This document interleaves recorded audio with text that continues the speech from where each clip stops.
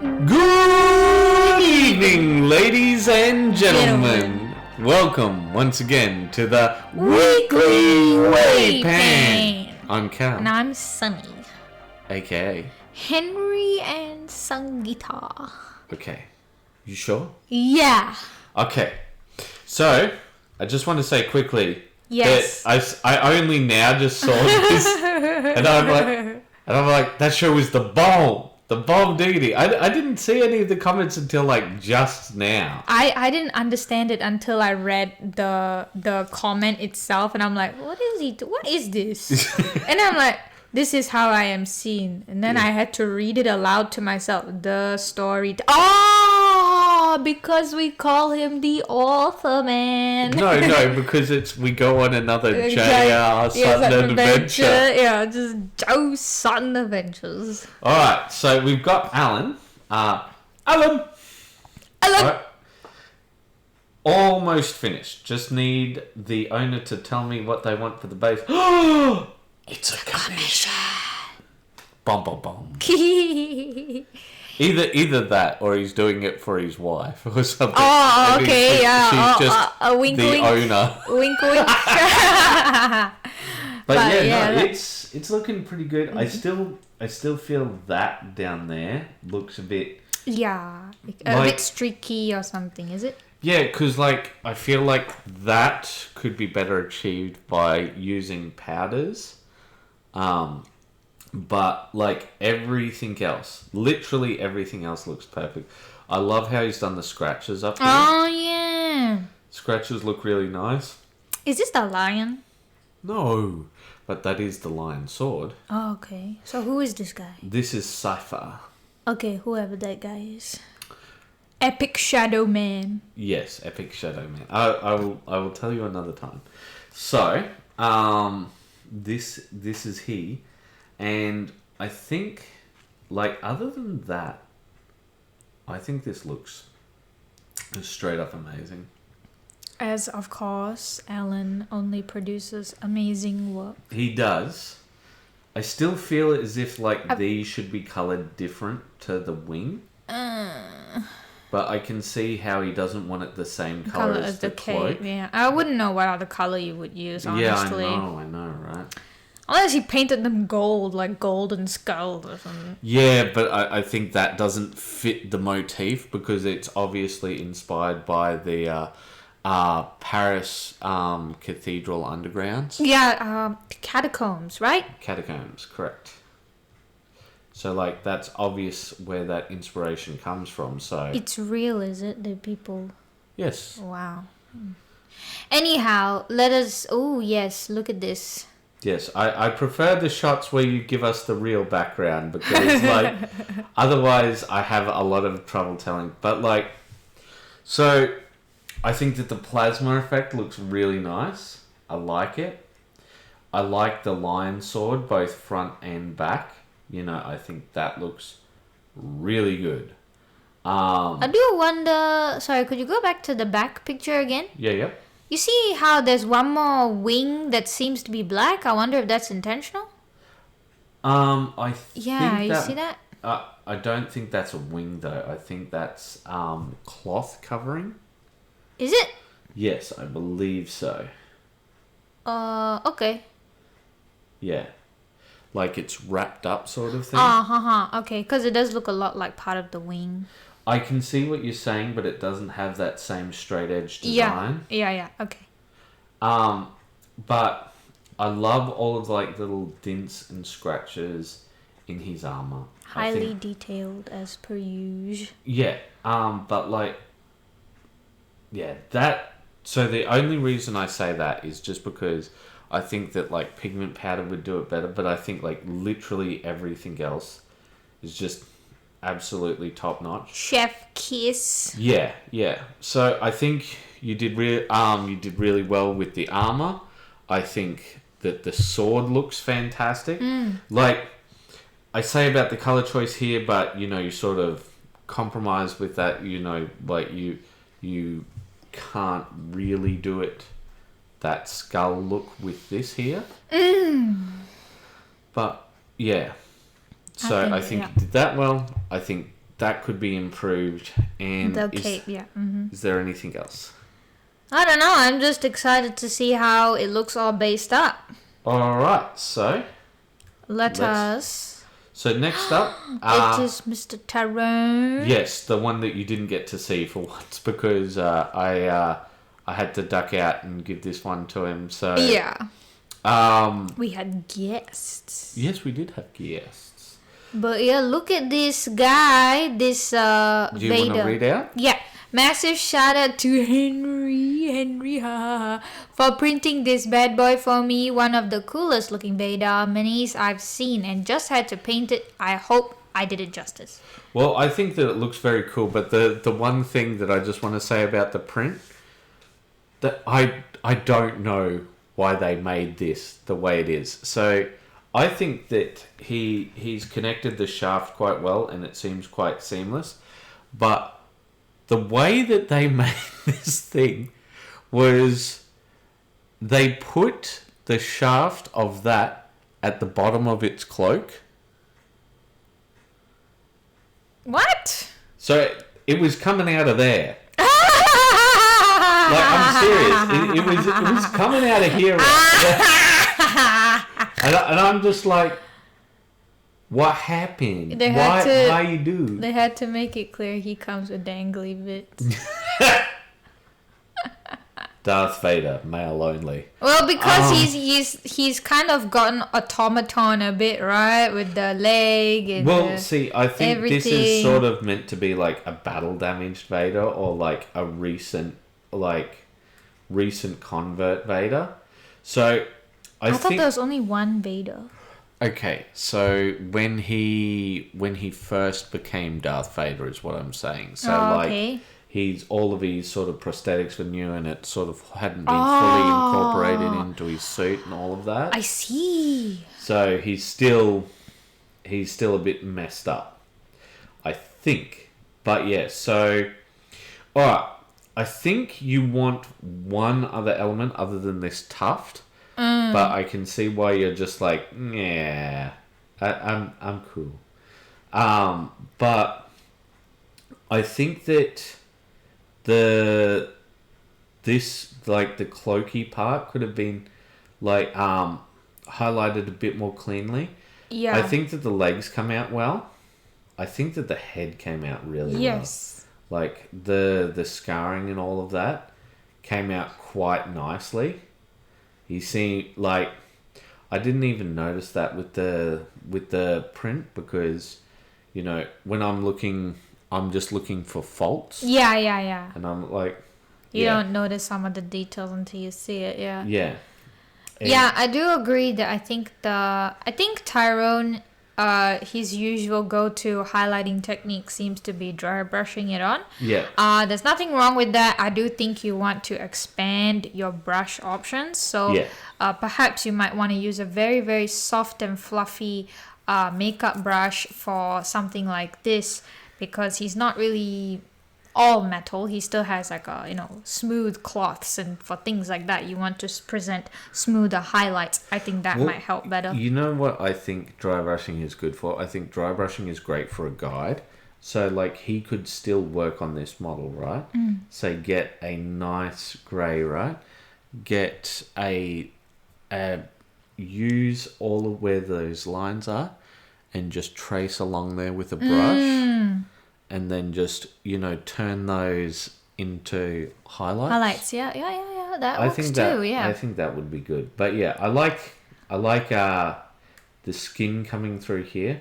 I think that looks quite good. I always stuff that up, that sort of thing. But yeah, I think it looks good. I think the base wants one more element, but I don't know what. It seems as if he's like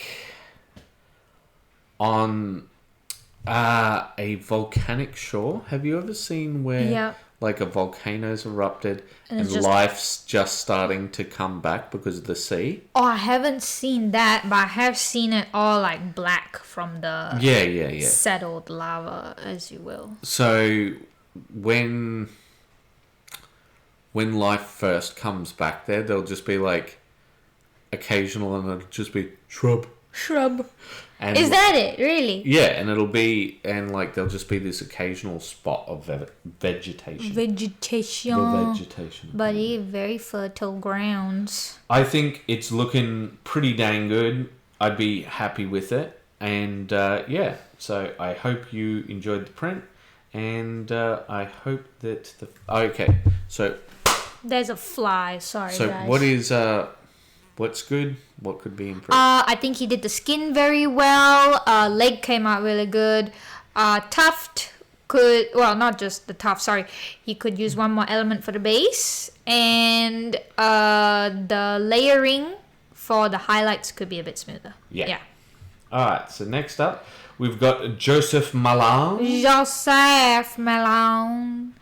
Two lazy evenings work to do with the White Lion 4 on 8 minis. You probably can't actually see it until I paint around it though. Okay. Alright, so I think we've actually got some progress on this one. So we'll skip this one and move on to the next, because we'll take a look at it when he's done the thing where we can see the difference. Yeah. As he says. Oh, this was the big one, and like Cal's like, I don't. I'm like, what? I don't what? And I'm like, okay, that's fine. All right, so these are my ones. So did I? Yeah. All right. So some Sisters of Silence. They're aimed between tabletop and character level. Used the chrome spray, and so I had to do them in pieces, and didn't come out 100% as I liked, but tell me what you think. I think the strong suit of this piece is definitely the skin work. I thought it was some of the best skin work that you've done. Really? So, you like the skin work? I really like the skin work. Yeah, it was very smooth, and especially around the eyes, it almost looked like one of those face-up doll recreations that I see on YouTube, so I think it was really well done. Yeah, and the chrome obviously turned out. I like the cloak. I do see that it's a bit, textury, but yeah. I think the color choice was very nice either way. And why do you like the color choice? I think it's cream white against gold really gives it that royal but ethereal kind of look. At first I thought these were good guys, but you told me these were bad ladies. Well, they're imperial, so like they're as good guys as 40k gets. Yes. Alright, speaking of good guys, next up we've got Mr. Brushstroke. And I told him that this was very nice to see something different, because usually we're so used to seeing him do something that's very clean and matte and smooth and bright. Well, and this is quite matte. Yeah, no, but like you just see. I told him that the grime marks is still very precise, obviously, but it's still something different from like the usual sort of just clean, perfect look that he has with his models. I just really like. He responded to you. What he say? He said, "Oh, how dare you praise me? You're a shallow person. Go away." I see. I believe that. Yes. I won't investigate further. But yeah, like for me, I always feel a bit odd with it, because when it comes to his stuff, I'm so used to it being so clean and so precise. So I see stuff like this here, right? And I know it's an intentional choice, but see, like it feels like a tide mark up there. Yeah. Like all of the rest of down here feels very intentional. I very much like the verdigris. The verdigris is very nice. But like I don't know. It's like, I'm not quite sure how to put it. I guess it's like seeing a rocking chair in like a hospital background. like, you know, like very clean and all of that, and there's like a rocking chair with like a warm comforter blanket, and you're like, that's off. I don't think that. I don't know, man. No, because like I'm saying it's done well, but I'm just so used to seeing it a certain way. Yeah, with him, and so like for me, I don't know, like, so Uncanny. if this is new person, yeah, uncanny, that's it, uncanny, because I think it's just because I'm used to other stuff. I have to put the Mr. Incredible Uncanny. Oh yes, As so we say this. so here I feel like that could like that feels unintentional. This I feel could be brought up more.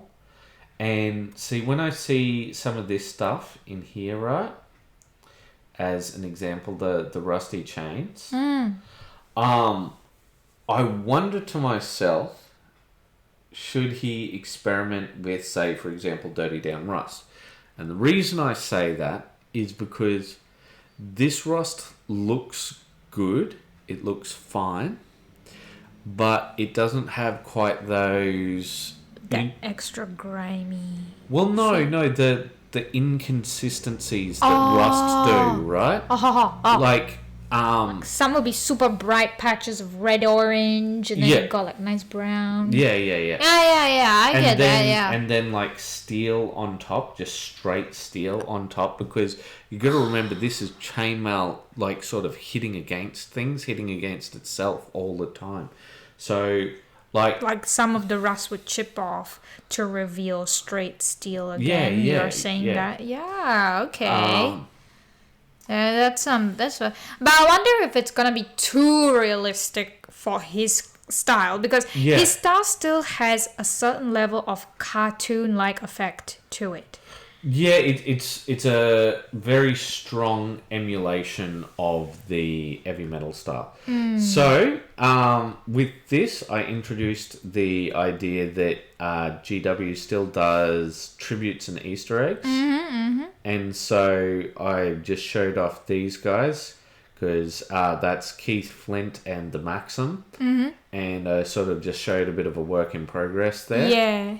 And I've finished them off today, so I'm not going to go over these just yet. But we will go over Ron Purvis, Peacekeeper Squad for Firefight. So I do believe that Firefight is the... You know how the one-page rules has its future fight? I don't know anything about that. I've shown you things. You don't listen to me. I might have forgotten, honey. I don't. Future Fight is their sort of generic version of 40k, where it's got... I remember hearing that name. So, it's got alternating activations, right? Instead of, instead of you go, I go. You know how in 40k or like the Warhammer games, everybody finishes their turn and then it's the other person's turn? This one's more like the Frostgrave, where like you get to activate one part of your group and then they activate one part of their group. But don't you have three moves in one turn? With each person? Like, you can do up to 3 actions within your turn, right? You're talking about Frostgrave. Yeah. Let's actually talk about Ron stuff. So, I think that he's done well in that it's a very nice, clean and readable colour scheme.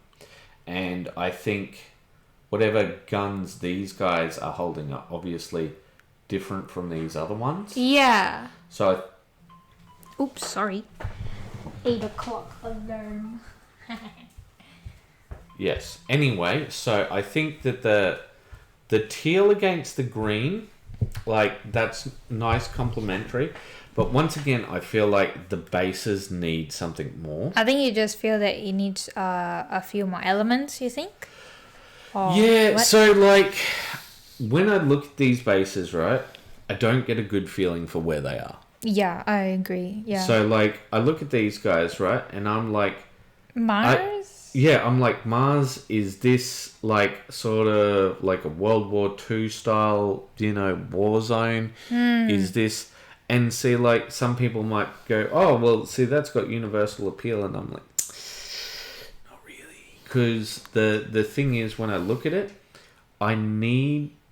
you need to tell me a bit of a story. So these guys are here. They've got their big old face masks and so on, right? Why are they here? What are they doing? Who are they? Like, these guys are meant to be the peacekeepers, but why are these the good guys? That sort of thing. Okay. And see, like, I feel like I get more of a story from a lot of other bases. I understand that, yeah. But yeah, I like the color scheme. It's very clean. I think the whites come out just... What do you think? Yeah, I think the same thing, but I do think that the red guns maybe could be a slightly different red instead of the exact same red as part of the straps. I'm guessing the reason why he did that is just for the sake of speed. Probably so, yes, I think. Yes, your nodding and gestures does not help. We're still recording. So, can you give us any more information? I think for tabletop, he's obviously achieved what he was aiming for. I guess the only other thing I might add is maybe blacklining some of the grooves and things like that, but that would just take it away from tabletop standard. Alright, cool. But yeah.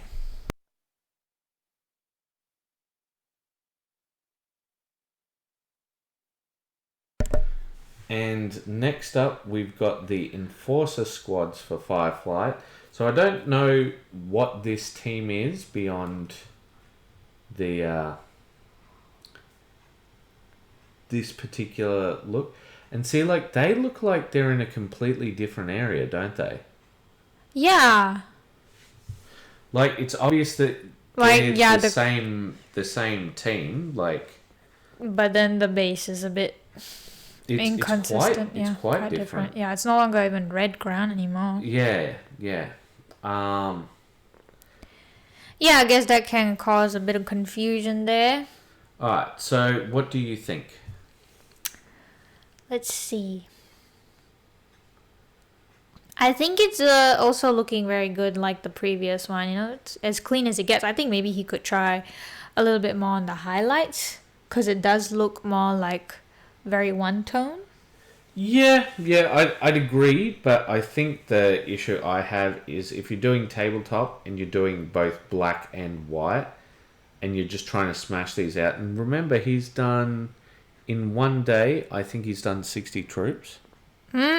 So, I mean, if you're going for speed, sure, but if you ask me what is something to be improved upon, I suppose that's the only thing I could add to it. Other than obviously giving more context to the base. Yeah, I think that the base is the big thing. The only thing I can think of is, so you see with these faces with the sort of metallic visor, that they have, I feel like that could pop a bit more. So maybe an underpainting of like a silvery chrome paint. And then wash on top with the green? Or put this over the top over that and it might pop a bit more. Yeah. Like, I feel like saying, do more highlights is going against our ethos of like, we're trying to help you with your aim. And his aim is obviously to bust these guys out to play games with. Yeah, so I guess that would be the quickest other way. Yeah, other than that, there's not much I have to say, except I feel like these guys aren't as exciting as the previous because they're all very samey. Yeah, but unfortunately that is the effect of an army. Yeah, but what I mean is like the other guys had those red guns and that sort of thing. But something different to break it up, I guess. Yeah. And then he's got this, which is the railgun platform for firefight. So, have I not? Yeah, there it is. I have not opened it in a separate tab. thing. So I'll open that up so we can get a closer look. So very much like the white, but I do feel like what Sunny's saying here, because that looks, compared to the other ones, looks a bit dirty, the white. Yeah. So, I mean, I can still sort of accept it in a way that it's like, it's used, it's a bit battle worn a bit, I guess. I guess if that's the case, what I think might help is sponging. So you tear off a bit of sponge, you get it in your base color, and you just sort of tap it on that, and that give it a bit of grime. Yeah, well, so that will build up the white, right, and will leave those little flecks of grime and that sort of thing, and it'll still brighten it. And I just think little things like that. But also, I think even though it's tabletop, this looks like some sort of powered cable. For me, I'd try and paint that up a different color, just that cable there. Just give some visual interest to it. But other than that, looks really good to me. Yeah. So overall, here's what I would say. I would say that give your bases some consistency, and give them a story, Yeah. And you don't need much to do that. Some broken concrete, some razor wire. Yeah, something to just save the environment. It doesn't matter what it is, but especially when you're doing more tabletop troops, having the bases be like a bit more complex will help them pop off the base. Yeah. But other than that, I think that they're pretty much good, and maybe that metallic underneath might help. But I don't know on that one. So next up, we've got Andy Dickinson. Some more journeys in Middle Earth, making a start on, how do I say that? Renorane? Yeah, Renorane. Renorane. Most work was done for the face. The rest is a mixture of base coats and contrast paint. Alright, let's take a look. I like how he's done the face, like once again, like the Calamint Took. Yes. He's made a really good work of the expression. You can see the eyes. Directionality is also quite there. Let's take a zoom in. Yeah, because like this is very small, because you can see he's like that's just his finger there, right? And that thing is about up to there by size, I think, comparison. It is a very puny model. Yeah, like his thumb is bigger than that whole model. Yeah. So it is quite small. And to get like the fact that he's got some flush in the lips. Yeah. I can see that, yeah. It's not lipstick, but flush, Just natural. Yeah, just natural, blood flow. The thing is, I wonder if we're reading it that way because the face is tiny bit blurry, and our brain is sort of tricking us a bit, or no, because like you can see up here, that's lighter, this area is lighter, and then that area is slightly darker and redder. Yeah. So I don't think so. But I think that the leathers come together well. Yeah, like the boots. But what I think would be really good with that is one of the things that I learned, if he's using contrast, just underpainting. So with that, as an example, I'll show on one of my other guys when I come up further, Andy. He's got a shotgun shell case and it's leather, and I just paint scratches on with just black and white, and then once you put the leather over it, it will colour it correctly. But usually I don't do black and white because that's too extreme. Usually you want to just do light grey and dark grey, and maybe some lighter grey and some darker grey. Working with greys, yeah. Yeah. I do think the strap, I wonder, the strap on the arrow case, could it be different colour? Yes. Yeah, it could, but I don't think so because, I mean, like, if you're going to make that out of leather, why do you not just use leather straps, you know? I think it looks good. Obviously needs some basing, but we will see her done up shortly, I am sure. So next up, we have Joseph, and You done more work on it? I think this is the one. No, that's me. All right, so let's take a look. Let's take a look at what has been done. So he's done the white for the furs, and now he's starting on the rest of it. Is that the leathers that he's doing, or? So now he's doing up sort of the bone stuff. Is it Let's bone? read. The bone is based and ready to shade for dry brushing tonight. Ah. Yeah, well, that is the start of a bone color. Yeah. Yeah, I think it's... So far looking very clean. Yeah. I like the natural shadowing that he's got there. I think it might just be a contrast paint, but, you know, like, it doesn't mean that it's not working. But, man, these sculpts are so cool. They So are dynamic. they are fantastic sculpts, and they're too tiny. That's the issue. I feel that the guy with the circular handle with the spike weapon, This one? the one beside the other side of the girl. Okay. No. This one? Yes, like he's got so much detail. Oh, yes. No, Like too that much he's detail. gonna be a pain in the ass to paint. Whee. Sorry. It's gonna be a pain to paint. Yes. So, I think, you know, looking good. It's a good work in progress. Let us move on. So, Oh, it is your turn. yes, this I will show. Do we get a good shot of it? No, not really. But you can see those little dints and scratches that I put into it. Ah, okay. But, like, only if you saw on the side would you see it. So, here is this guy. You want to give commentary so that people can comment? Because it's the same model, but two different people. I think that you've done the face very, very nicely. Because I could see all his expression. And at first I thought he was a bloody look on him, but it's actually like a mouthpiece that he's got on. Mm-hmm. But yeah, I think you've done such a smooth, sharp color work. And, you know, the colors that you've used are also very sort of striking and nice. Mm-hmm. I think the metals come through very well.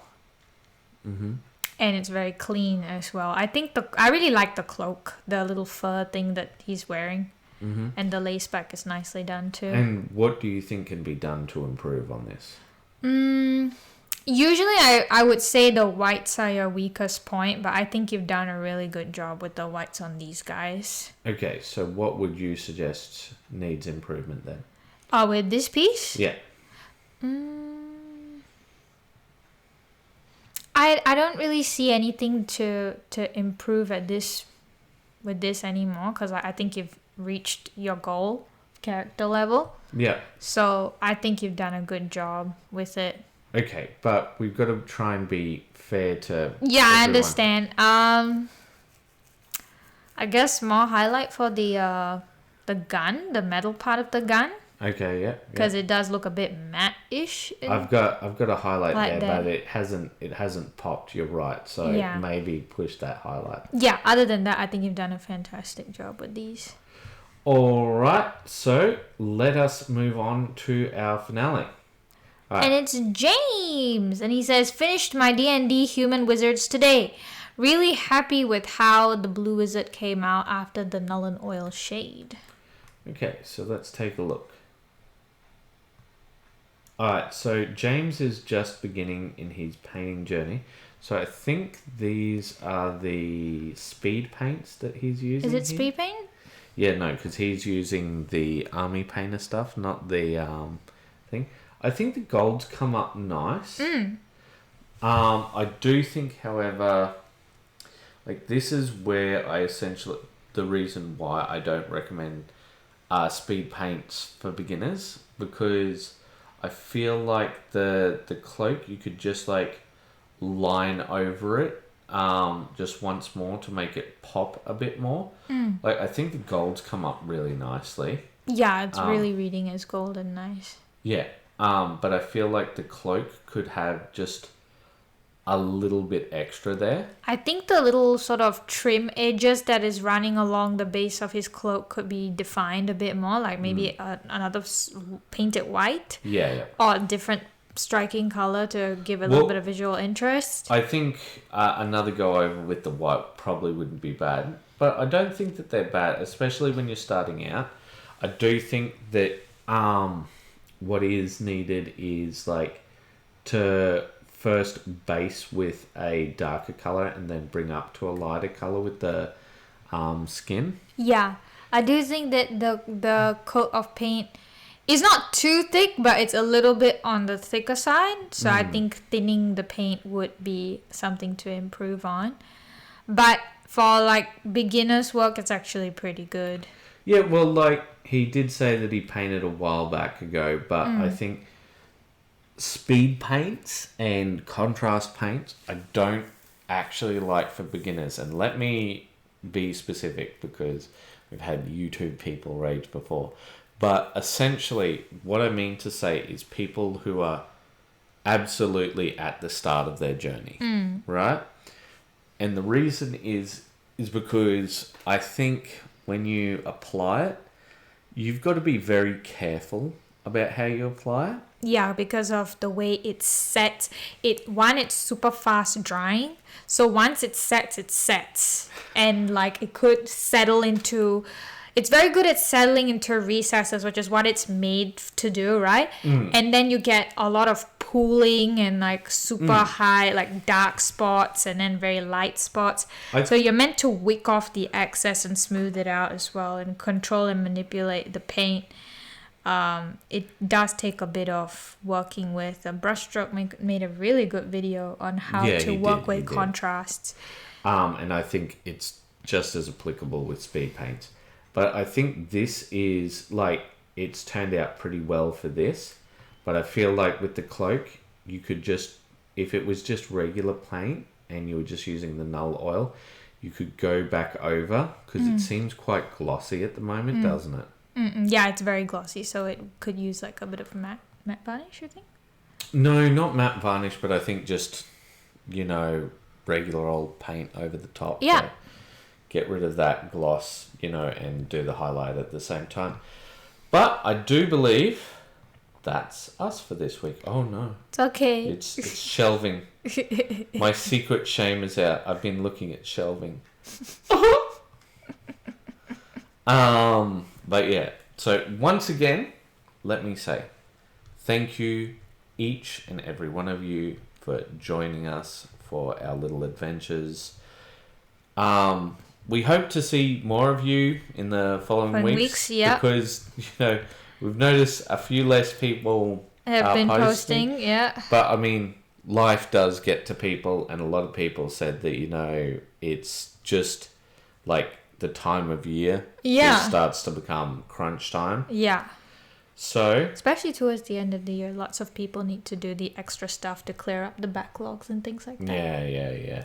But what we want to say is thank you so much, everybody, especially the commenters and the likers, because like even if you yourself can't get some painting in, liking something, commenting on something, that makes a person's day. Yes. It's exactly the kind of thing that they look for when they come to WAYPN. It's to get that feedback, get a little bit of appreciation, as well as knowing that they're going the right direction with their work. And I think that's very empowering. Well, we want to thank each and every one of you for joining us, and we want to say, keep those brushes wet. Bye-bye. Bye-bye.